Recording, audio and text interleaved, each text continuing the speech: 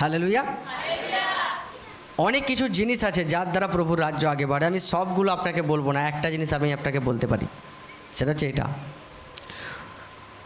বিশেষ করে আমি পবিত্র আত্মা থেকে যেটা পেয়েছি আমি সেটা আমি আপনাদেরকে বলতে চাই। সেটা হচ্ছে এটা, যে প্রত্যেকটা এরিয়াতে পরমেশ্বরের পবিত্র আত্মার, প্রভুর বাক্যের জীবিত মণ্ডলীর হওয়া পরমেশ্বরের রাজ্য বাড়ার জন্য সব থেকে বেশি প্রয়োজন। বুঝতে পারছেন কি বলছি? প্রত্যেকটা এরিয়াতে, যদি আমি ধরি ঘাটাল, যদি আমাকে ধরতে হয় দাসপুর, ক্ষীরপাই, চন্দ্রকোনা, বুঝতে পারছেন, গড়বেতা, বন্দর, খানাকুল, প্রত্যেকটা এরিয়া যেখানে যে জায়গাগুলোকে কেন্দ্র করে 30টার মতো গ্রাম কানেক্ট থাকে, সেই জায়গার মধ্যস্থলে একটি করে জীবিত মণ্ডলী বা চার্চ হওয়ার সব থেকে বেশি প্রয়োজন আছে আজকের দিনে, যার দ্বারা পরমেশ্বরের রাজ্য আগে বাড়বে। আমি আপনাকে দান করতে বলতে পারি, দান করে দাও অনেক। আমি আপনাকে বলতে পারি অনেক বেশি সুসমাচার বলো। আমি আপনাকে বলতে পারি প্রচুর লোককে যে বলো প্রভুতে এসো, প্রভুতে এসো। আসবে কোথায়? আপনার বাড়িতে, পাস্টারের বাড়িতে। আপনার তো ডাকার জায়গা নেই। ধরে নিন আপনার উপরে গিফট আছে যে আপনি সুসমাচার বলা ব্যক্তি। আপনি যে কোনো ব্যক্তিকে সুসমাচার বলতে পারেন। ওকে, আপনি সুসমাচার বললেন দিনে কতজনকে? দিনে 500 জনকে।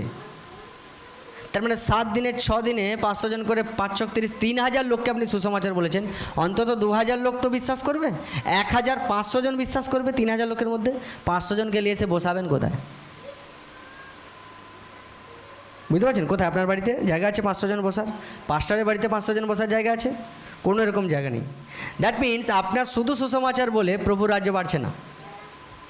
সব থেকে প্রথমে যেটা প্রয়োজন সেটা হচ্ছে পরমেশ্বরের মণ্ডলী প্রত্যেকটা এরিয়াতে স্থাপিত হওয়ার বিশেষ প্রয়োজন আছে প্রভুর রাজ্যকে আগে নিয়ে যাওয়ার জন্য। যদি শুনুন, যদি বিশ্বাসী লোক মণ্ডলীর গুরুত্ব, মণ্ডলী স্থাপিত হওয়ার গুরুত্বকে এখনও পর্যন্ত ইম্পর্টেন্স বা পরমেশ্বরের মণ্ডলীর যে কি বলবো, নিজেদের ব্যক্তিগত জীবনে কতটা মূল্য সেই ধারণটা যদি না সে করতে পারে, তাহলে প্রভুর রাজ্য কোনোভাবে এগিয়ে যাবে না। আপনি নিশ্চিত থাকুন। আপনারা ফেসবুকে যদি ফলো করেন, আমি কিছুদিন আগে একটা ভিডিও শেয়ার করছিলাম যেখানে একটা মণ্ডলী কিভাবে একটা ভাড়া রুম থেকে কিভাবে মণ্ডলী স্থাপিত হয়েছে সেই বিবরণটা আছে। ইংরেজিতে ক্যাপশন লেখা আছে, যেটা হয়তো আপনারা যদি মানে না বুঝতে পারেন, তার মানেটা হয় এরকম যে সে মণ্ডলী ছিল একটা ভাড়াতেই, লোক ছিল প্রচুর, 1000, 2000, 3000 লোক ছিল, ভাড়াতে ছিল। This is a story of two teachers at a boarding school. Sanjay, who loves Meera, ছিল। একদিন হঠাৎ করে বাড়ি মালিক বিনা নোটিশে বলে, পরের সপ্তাহ থেকে তোমাদেরকে আমার ঘর ছেড়ে দিতে হবে। বিনা নোটিশ মানে, নোটিশ মানে বুঝতে পারছেন, 1 মাসের নোটিশ পিরিয়ড বা 3 মাসের নোটিশ পিরিয়ড দেয়নি। এটা ভাড়া ঘরের সব থেকে বড় প্রবলেম। যখন তাকে ছাড়তে হয় তাদেরকে রাতারাতি প্রত্যেকটা 2000 জনের 2000 জন সামনে এগিয়ে আসে, যারা কখনো লেবারের কাজ করেনি তারা পর্যন্ত ইট বালি একটা করে। আমি ভিডিওতে বিশেষ করে দেখানো হচ্ছে আমার ছেলে সিওনের মতো এরকম একটা বাচ্চা ছেলে, সে যে ইট তুলতে পারবে না, এরকম ছোট্ট একটা কিছু একটা ভারী বস্তু নিজের মাথায় তুলে নিয়ে বইছে, প্রভুর কাজ করছে, ঘর হবে। ফাইনালি আজকে আফ্রিকার মতো দেশে একটা বড় মণ্ডলী, সেই মণ্ডলী যেটা শুরুটা ভাড়া থেকেই হয়েছিল, মানে প্রত্যেকটা মণ্ডলী ভাড়া থেকে হয়।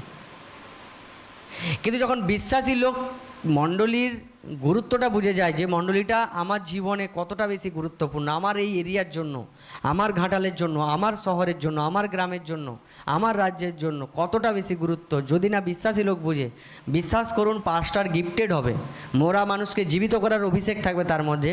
আপনাদের মধ্যে লোকের কাছে ক্ষমতা থাকবে সুসমাচার বলার, ভবিষ্যবাণী করার, সতী আরাধনা করার, ইনস্ট্রুমেন্ট থাকবে, মিউজিক থাকবে, ক্যামেরা থাকবে, সব কিছু থাকবে, শুধু মণ্ডলী থাকবে না। এই সব কিছু নিজে কোনো রকম কাভারখানা বা গোডাউনে পুরে রেখে দিতে হবে, কিছু কাজে লাগবে না। আমি আপনাকে রিয়েলি বলছি। তাই আজকে আমি প্রত্যেকটা ব্যক্তিকে বলছি, আপনাদেরকে বিশেষ করে নিজেদের মণ্ডলীর কতটা গুরুত্ব নিজেদের জীবনে আছে, এই গুরুত্বটা আপনাকে বুঝতেই হবে। যদি না বুঝেন, যদি আপনি আপনার জায়গায় বসে রয়ে যান যে আমি ভাই প্রার্থনা করব, আমি আশীর্বাদ পাবো, তাহলে একদিন দেখবেন প্রভু তার মণ্ডলীর জায়গাকে চেঞ্জ করে কোনো এমন জায়গায় নিয়ে চলে যাবে, তখন আপনি বুঝতে পারবেন যে আপনি সুস্থ হয়ে গেছেন, আপনি ভালো হয়ে গেছেন, বাট আপনার ছেলেমেয়েরা মণ্ডলী ঘুরছে। এবং আপনি নিজে প্রভুকে পাওয়া সত্ত্বেও আপনি দুঃখী রয়ে যাবেন নিজের ছেলে মেয়েদের জন্য, নিজের পরবর্তী প্রজন্মের জন্য।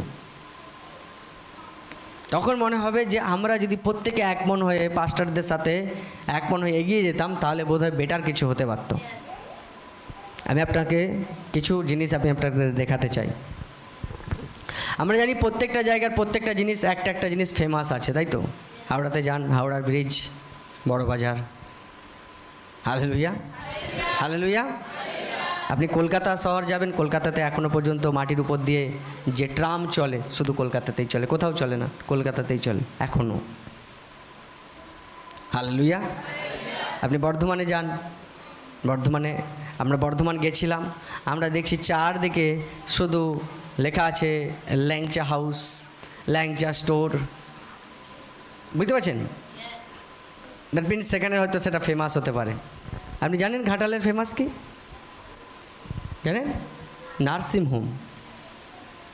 500 মিটার জায়গার ভেতরে এতগুলো নার্সিং হোম শুধু ঘাটালে আছে, কোথাও নেই। আপনি রেকর্ড চেক করতে পারেন না। দ্যাট মিনস এই পৃথিবীর এই জগতের লোক কিন্তু জানে যে ব্যবসা কোথায় হচ্ছে, নার্সিং হোমে বিজনেস আছে। বিকজ শয়তান লোকেদেরকে বেশি রোগ ব্যাধিতে আক্রান্ত করছে। আপনাদের ভয় হয় না আপনাদের ছেলে মেয়ের পরবর্তী প্রজন্মের জন্য?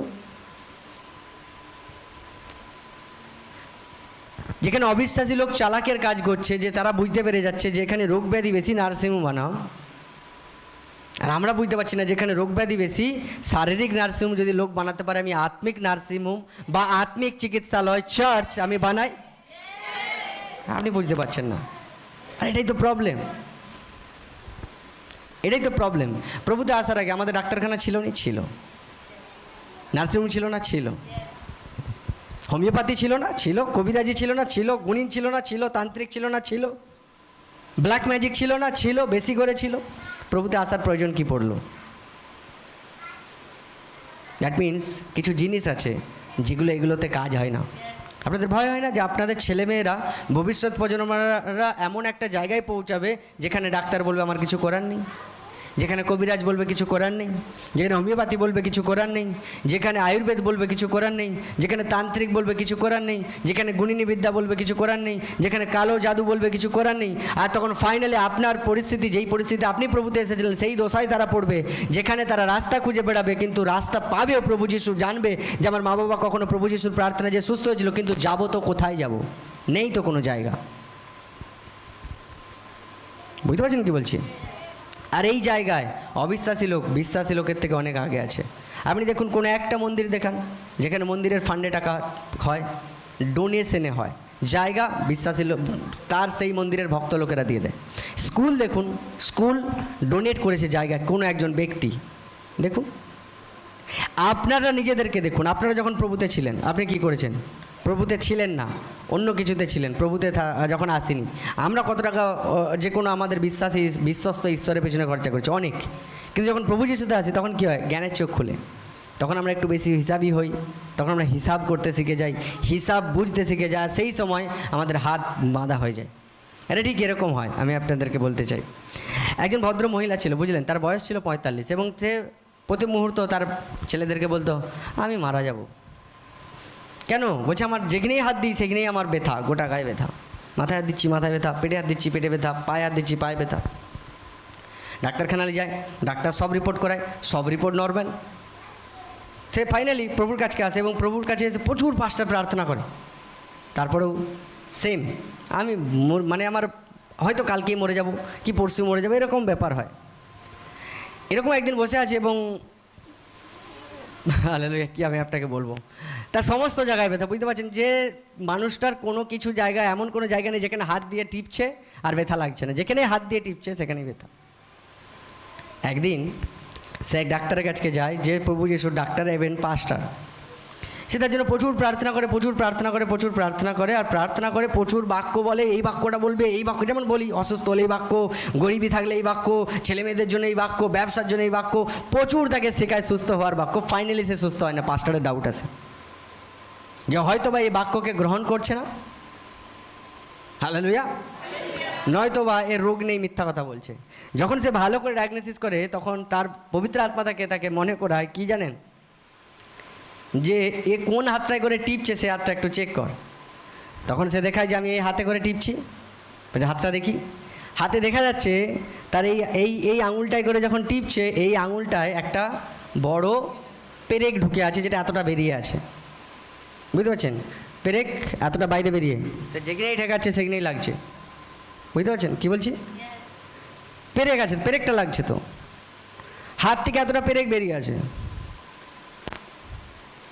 আর সে যেই জায়গায় টিপছে সেই জায়গায় ওই পেরেকটা লাগছে, সে ভাবছে আমার এখানে লাগছে। বিশ্বাসী লোকের প্রবলেম কি জানেন?